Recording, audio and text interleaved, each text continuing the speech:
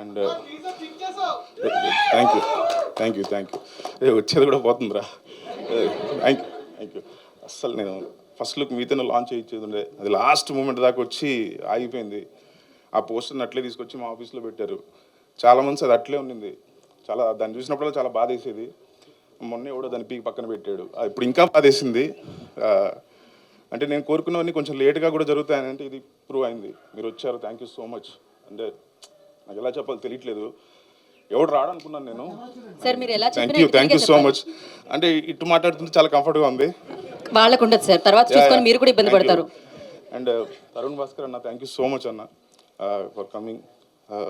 అంటే నా ఐడీస్కి నేను ఎప్పుడు ఒక ఎగ్జాంపుల్గా చెప్తూ ఉంటాను.